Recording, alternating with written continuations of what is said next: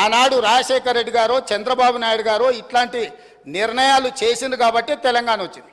ఆనాడు ఆ చంద్రబాబు నాయుడు గారితో మంత్రిగా అంటగాగి 610 జీవోనే వద్దు, అసలు మేధా సంపత్తి ఎక్కడున్నా వాడుకోవాలి అని చెప్పి మాట్లాడింది వాళ్ళ నాయకుడు కాదా? చంద్రబాబు నాయుడు పక్కలే చేరి చంద్రబాబు నాయుడుతో ఇవన్నీ చేయించింది వాళ్ళు కాదా? రాజశేఖర రెడ్డి గారి ప్రభుత్వంలో ఇప్పుడు లేచి ఎగురుతున్నాయన వార్డు మెంబర్ కాకపోయినా ఆ రాజశేఖర రెడ్డి గారే కదా మంత్రి చేసింది నిన్ను. పోతిరెడ్డిపాడు పొక్క పెద్దగా చేసినప్పుడు కడప జిల్లా ఇన్ఛార్జ్ మంత్రి ఎవరు అధ్యక్ష? కీర్తిశేషులు నాయన నరసింహారెడ్డి టీఆర్ఎస్ మంత్రి కాదా? రాజశేఖర రెడ్డి గారి పంచన చేరింది మీరు, చంద్రబాబు నాయుడు గారి పంచన చేరింది మీరు. ఈ తప్పిదాలకు మమ్మల్ని కాదు మీరు బాధ్యులు. మేము ఆ ప్రభుత్వంలో ఉన్న మా నాయకులు కాంగ్రెస్ యూపీఏ కేంద్రంలో అధికారంలో ఉన్న రాష్ట్రంలో అధికారంలో ఉన్న శాసనసభను పార్లమెంటును స్తంభింపజేసి తెలంగాణ రాష్ట్రాన్ని సాధించిన పార్లమెంట్ సభ్యులు ఇక్కడ ఉన్నారు. ఇది మా నిబద్ధత. మీరు పదవుల కోసము పెదవులు మూసుకొని రాజశేఖర రెడ్డి మంత్రి పదవి ఇస్తే రాజశేఖర రెడ్డి దగ్గర ఊడిగం చేసింది మీరు. చంద్రబాబు నాయుడు గారు మంత్రి పదవులు ఇస్తే చంద్రబాబు నాయుడు గారి దగ్గర ఊడిగం చేసింది మీరు. మీరా మాకొచ్చి మా చిత్తశుద్ధిని ప్రశ్నించేది?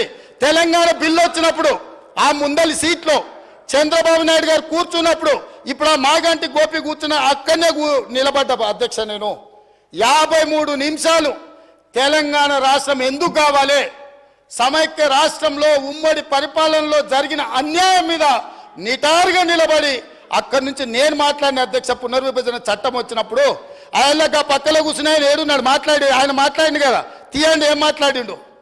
నేను మాట్లాడింది తీయండి అధ్యక్ష. తెలుగుదేశంలో ఉన్న నేను తెలంగాణకు జరిగిన అన్యాయం మీద, ఎడారిగా మారి వలసలు పోతున్న పాలమూరు కష్టాల మీద, తట్ట పని పార పని మట్టి పని మీద నేను మాట్లాడిన అధ్యక్ష. వీళ్ళు మాట్లాడలే. నేను ఇవాళ సూటిగా సవాలు విసురుతున్న అధ్యక్ష. ఇవాళ మీ ఎదురుగా పార్లమెంట్లో రికార్డులు తీయండి. పాలమూరులో ఊరు లేకపోయినా, పార్లమెంటులో నోరు తెరవకపోయినా ఇవాళ తెలంగాణ తెచ్చినాను కేసీఆర్ గొప్పలు చెప్పుకుంటాడు. నేను ఈ ఉమ్మడి రాష్ట్రంలో ఉమ్మడి ఆంధ్రప్రదేశ్ శాసనసభలో నేను ఎంత మాట్లాడిన తెలంగాణ మీద, సేమ్ సమయంలో పార్లమెంట్లో చంద్రశేఖరరావు నోరన్న దర్శిలో రికార్డు తీయండి అధ్యక్ష. ఎవరో చేస్తే ఎవరో త్యాగం చేస్తే ఆ త్యాగాల పునాదుల మీద ఆత్మ బలిదానాలు చేసుకున్న శవాల మీద అధికారంలోకి వచ్చిన వీళ్ళు ఈరోజు మమ్మల్ని అధ్యక్ష తప్పులు పట్టేది. చివరిగా ఇంకొక మాట అధ్యక్ష, ఒక జర్నలిస్టు గురించి మాట్లాడిండు. జర్నలిస్టు ఏదో పెడితే కేసు పెట్టిరని. పాపం ఆయనకు తెలియదు, తెలుసుకోవాలి. ఆ జర్నలిస్ట్ పేరు నేను ఇక్కడ ప్రస్తావిస్తే బాగుండదు. ఆ జర్నలిస్ట్ని పోయి అడగాలి ఆ మాజీ మంత్రి గారు.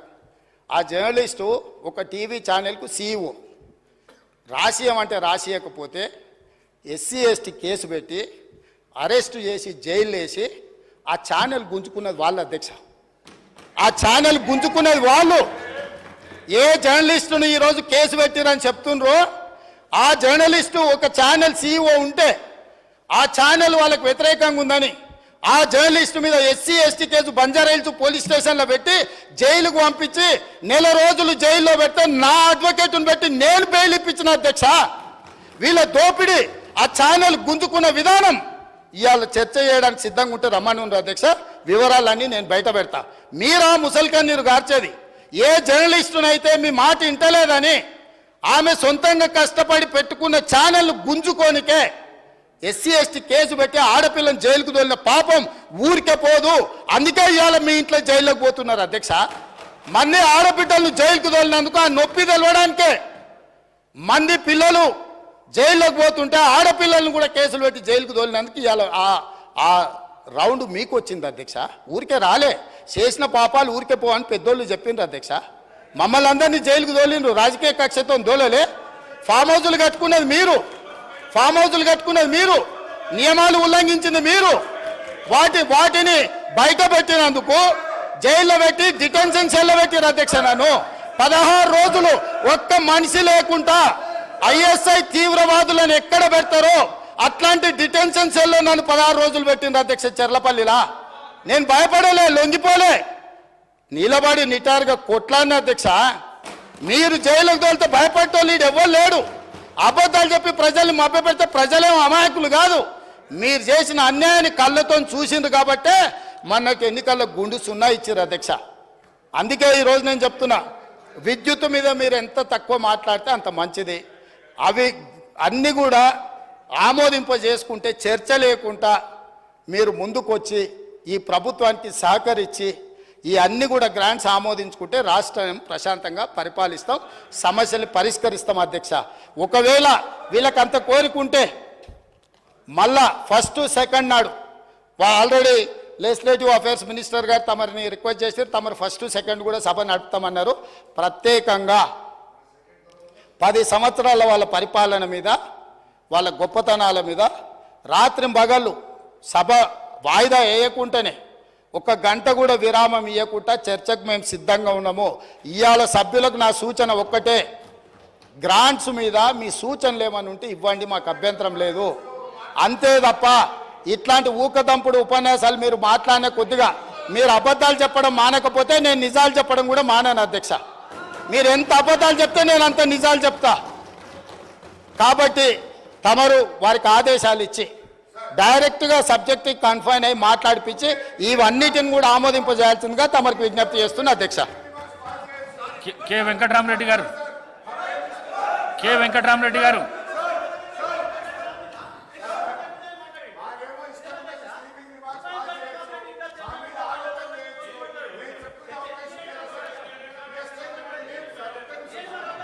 డిమాండ్స్ తర్వాత మీకు అవకాశం ఇస్తా.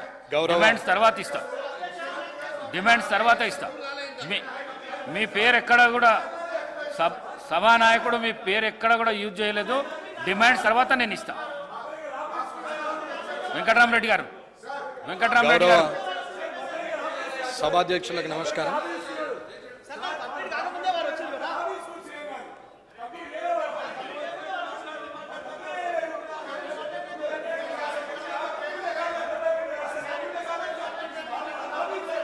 వెంకటరామరెడ్డి గారు, గౌరవ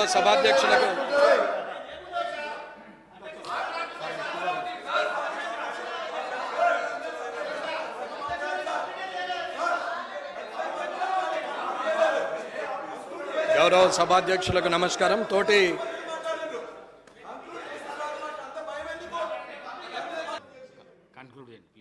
సార్, మంత్రులు ఇట్లా డిస్టర్బ్ చేస్తే అధ్యక్ష ఓపికతో ఉండమంటున్నారు. ఓపిక ఉండాల్సింది మంత్రులకు, ట్రెజరీ బెంచెస్కి, మాకు కాదు అధ్యక్ష.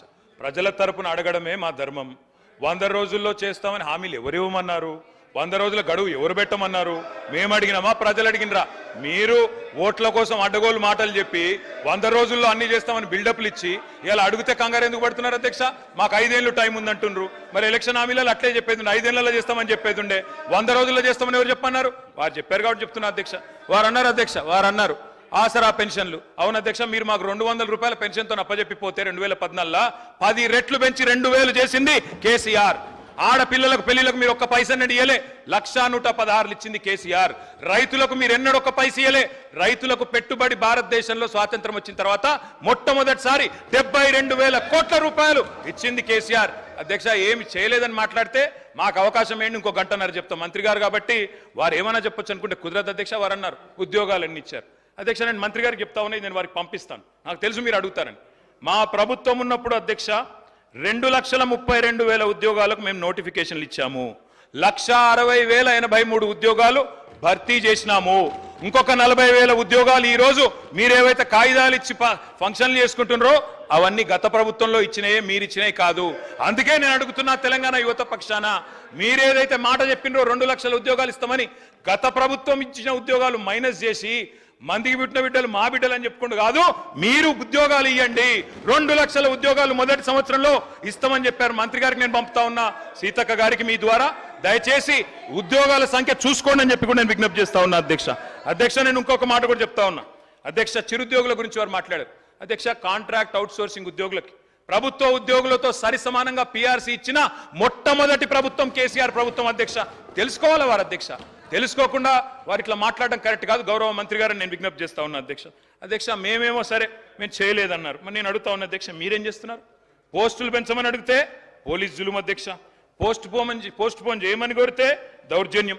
ఉస్మానియా హాస్టళ్లలో జొరబడి అరెస్టులు, సిటీ సెంట్రల్ లైబ్రరీలకు చొచ్చుకొని పోయి అరెస్టులు, అమ్మాయిలను అరెస్ట్ చేసి అర్ధరాత్రికి వదిలిపెట్టరు, కిలోమీటర్లు దూరం నడిపించి క్యాంపస్లో ఉరికిస్తా ఉన్నారు. ఇంకా అవమానించే మాటలు అధ్యక్ష. గౌరవ ముఖ్యమంత్రి గారు అంటారు వాయిదా వేయమని అడిగితే గ్రూప్ 2ని కొంతమంది నిరుద్యోగులు సన్నాసులు వాయిదా అంటున్నారు, కోచింగ్ సెంటర్ల కోసం వాళ్ళ డబ్బుల కోసం అడుగుతున్నారన్న భావ్యం అధ్యక్ష. ఎవరైతే మిమ్మల్ని అక్కడ కూర్చోబెట్టినరో ఇవాళ వాళ్ళని అవమానించడం భావ్యమేనా? మేము ఏం అడుగుతున్నాం డిప్యూటీ సీఎం గారిని? అధ్యక్ష మీరే చెప్పారు ఇక్కడ ఉన్నప్పుడు బట్టి విక్రమార్క గారు, గ్రూప్ 1లో 1:100 పిలవండి, గ్రూప్ 2లో మీరిచ్చిన మాట ప్రకారమే 2000 పోస్టులకు పెంచండి, గ్రూప్ 3లో 3000 పోస్టులకు పెంచండి, మెగా డిఎస్సి మీరే అన్నారు 25,000 ఉద్యోగాలు ఖాళీగా ఉన్నాయని, మెగా డిఎస్సి వేయండి. మీరే చెప్పారు జీవో 46 ఉద్యోగులకి నిరుద్యోగులకి న్యాయం చేస్తామని. దయచేసి జీవో 46 కూడా సవరించండి తప్పకుండా. మరి మీరు వారికి ఇచ్చిన మాట నిలబెట్టుకోమని మేము కోరుతా ఉన్నాం. అధ్యక్ష నేను ఇంకొక మాట అడుగుతా ఉన్నా అధ్యక్ష, రైతుల విషయంలో నేను మా పల్లా రాజేశ్వరరెడ్డి గారు చాలా విషయాలు చెప్పారు, నేను కూడా కొన్ని విషయాలు మాత్రం చెప్తాను అధ్యక్ష. అధ్యక్ష బీఆర్ఎస్ 10 ఏళ్ల పాలనలో నిజంగా వ్యవసాయంలో ఒక స్వర్ణయుగం అధ్యక్ష. తప్పకుండా రైతులకు మాత్రం ఈ దేశంలో ఎన్నడూ జరగని విధంగా, నేను ఊరికే చెప్పట్లేదు అధ్యక్ష, ఇది కేంద్ర ప్రభుత్వం పార్లమెంట్లో గౌరవ సభ్యులు గౌరవ మంత్రి గారు ఆనాడు పార్లమెంట్ సభ్యుడిగా ఉన్నారు, కేంద్ర ప్రభుత్వం ఇచ్చిన రిపోర్ట్ అధ్యక్ష. ఇది I will send it to you and all the members also sir. Farmer suicides in Telangana drop drastically. This is 2022 I'm sorry. July 28, 2021 చూడండి సార్, Times of India. Telangana's farmer suicide rate dips, centre says lowest in the country. భారతదేశంలోనే అత్యల్పంగా రైతుల ఆత్మహత్యలు నమోదవుతున్న రాష్ట్రం ఏది? ఎందుకైంది అధ్యక్ష? ఎందుకు ఆత్మహత్యలు తగ్గినాయి? ఏ కారణం చేత తగ్గినాయి అధ్యక్ష? ఒకటే ఒక్క కారణం అధ్యక్ష, ఎందుకంటే కేసీఆర్ గారి ప్రభుత్వం వచ్చిన తర్వాత అధ్యక్ష మంత్రులు రన్నింగ్ కామెంటరీ చేయడం సబబు కాదు అధ్యక్ష. అధ్యక్ష వారిని నేను కోరేది, కేసీఆర్ గారి హయాంలో ఎట్లా ఉండే, కాంగ్రెస్ వచ్చిన తర్వాత ఎట్లుందంటే అధ్యక్ష 7 నెలల కాంగ్రెస్ ఏలికలో వ్యవసాయం అంటే సంక్షోభం, కాంగ్రెస్ రాగానే కరెంటు కోతలు, కాంగ్రెస్ రాగానే సాగునీళ్లు కట్టు, పంటలు ఎండుడు, కాంగ్రెస్ రాగానే టైంకు రైతు బంధు కూడా కట్ అయిపోయింది అధ్యక్ష. అధ్యక్ష 10 ఏళ్లు ఆగిన అన్నదాతల ఆత్మహత్యలు ఈరోజు మళ్ళీ తిరిగి ప్రారంభమైనాయి. నేను ఊరికే చెప్పట్లేదు సార్, నేను ఊరికే ఏదో మాట కోసం మాటగా చెప్పట్లేదు సార్, నేను రిపోర్ట్ కూడా తీసుకొని వచ్చిన సార్. నేను గౌరవనీయులైన డిప్యూటీ సీఎం గారు కూడా పంపుతా ఉన్నా. గతంలో ప్రతిపక్ష నాయకుడు మాట్లాడుతూ రైతులు ఆత్మహత్యలు చేసుకుంటున్నారంటే లిస్టు పంపండి, నేను చేస్తాను, వారికి న్యాయం చేస్తానని ముఖ్యమంత్రి గారు అన్నారు. సార్ ఇది లిస్టు మొత్తంగా ఇప్పటి వరకు ఈ రాష్ట్రంలో కాంగ్రెస్ ప్రభుత్వం వచ్చిన తర్వాత నేను వారికి గౌరవనీయులైన ఉప ముఖ్యమంత్రి గారికి ప్రభుత్వానికి లిస్టు పంపుతా ఉన్నా.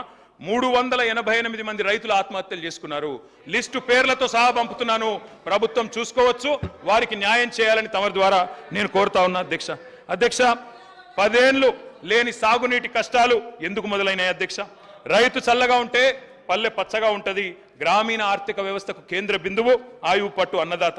ఇవాళ 47% మందికి మీరు చెప్పిన సోషియో ఎకనామిక్ అవుట్లుక్లోనే రైతులే ఈరోజు ఆలంబనగా ఉన్నారు. వాళ్ళ బతుకుదెరువు బాగుపడాలంటే పరిశ్రమలకు రాయితీ ఇచ్చినట్టే రైతులకు కూడా ఇన్పుట్ ఇవ్వాలి, రైతులకు కూడా రాయితీ ఇవ్వాలి కదా అధ్యక్ష. అందుకే రైతు బంధు తెచ్చినాం. దయచేసి దానిలో కూడా అపసవ్యపు మాటలు మాట్లాడి దాన్ని కూడా కోతబెట్టే ప్రయత్నం ఏదో చేస్తున్నారో అది కరెక్ట్ కాదు. ఉమ్మడి రాష్ట్రంలో కరెంటు లేక, సాగునీళ్లు లేక, బోర్లు వేసి బోర్ల పడి ఆనాడు పంటలు పండక, అప్పులు తీర్చలేక రైతులు ఆత్మహత్య చేసుకుంటేనే తెలంగాణ కోరినాం, అందరం కలిసే కోరినాం. తద్వారా అల్టిమేట్గా తెలంగాణ వచ్చింది. కానీ ఇవాళ మళ్ళొక్కసారి వ్యవసాయం సంక్షోభంలో మునిగే పరిస్థితి వచ్చింది. రైతు వెన్ను విరుగుతోంది, పల్లె కన్నీరు పెట్టే పరిస్థితి వచ్చింది. కళ్ళంలో ధాన్యం లేదు, కళ్ళల్లో ధైర్యం లేదు. చిన్న పెద్ద రైతు అనే తేడా లేకుండా 20-30 ఎకరాలున్న రైతులు కూడా బతుకుదెరువు కోసం పట్టణాలకు వలస వచ్చిన మాట వాస్తవం కాదా? ఇది గౌరవ ఉప ముఖ్యమంత్రి గారికి తెలీదా? ఆ పరిస్థితిలో వ్యవసాయాన్ని స్థిరీకరించాలని చెప్పి, రైతుకు భరోసా ఇవ్వాలని చెప్పి తెచ్చిన పథకమే రైతు బంధు పథకం అధ్యక్ష. 198% మీరిచ్చిన సోషియో ఎకనామిక్ అవుట్లుక్ ప్రకారమే 198% తెలంగాణలో ఈరోజు బక్క చిన్న సన్నకారు రైతులే ఉన్నారు. అందుకే చిన్న పెద్ద అనే తేడా లేకుండా ముందు వ్యవసాయ రంగం మొత్తం గాడిన పడాలన్న ఉద్దేశంతో ఒక నిర్ణయం తీసుకున్నాం. దరఖాస్తులు speaker sir, I need at least another 1 hour please. ఎందుకంటే అధ్యక్ష దీనికంటే ముఖ్యమైన సబ్జెక్టు రాష్ట్రం లేదు. మీరు గవర్నర్ దగ్గర పోదాం, మళ్ళీ వచ్చినట్టు నడపండి సార్. Will cooperate sir. అధ్యక్ష